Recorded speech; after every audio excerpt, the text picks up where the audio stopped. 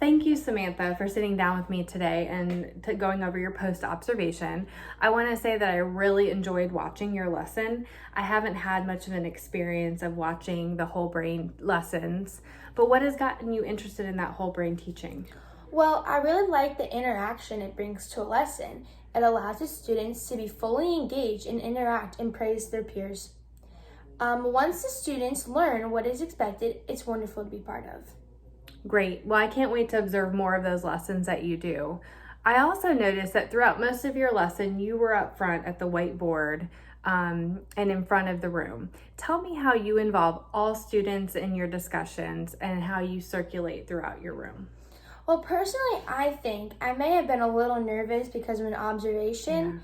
I am circulating throughout during each lesson to make sure students are on task and to check for understanding of what is being taught. Yeah, circulating is very valuable in making a quick observation of who is really understanding the standards being taught.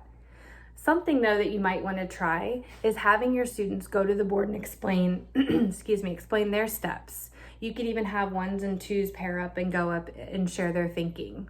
This will give you the opportunity to circulate, and it's also an effective way for your students to know that they're being held accountable. I really like that suggestion. Sometimes I have the students work on whiteboards with their partners at their table. But I really like the idea of having a pair come to the board and talk us through their steps. Nice. I think your students will enjoy that opportunity, definitely. Throughout your lesson, many responses to your questions were whole group responses. What is something you could do differently in future lessons? As the whole group responses are part of the whole brain learning, I do see how sometimes they may not be the most effective way to involve their students, but I use that a lot when going over homework because it's a time saver. I also like using turn and talk, and then I can call on groups or partners to share their responses.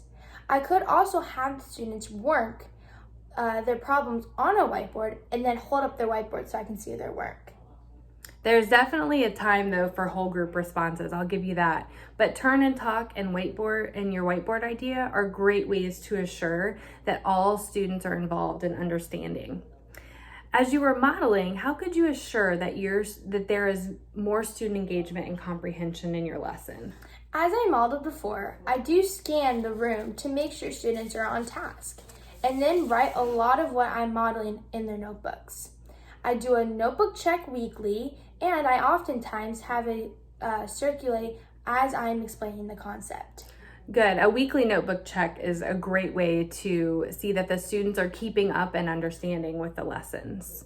You could also add in an opportunity for them to complete a problem on a Post-it and post it around the room, or provide an exit slip for them as they leave your classroom.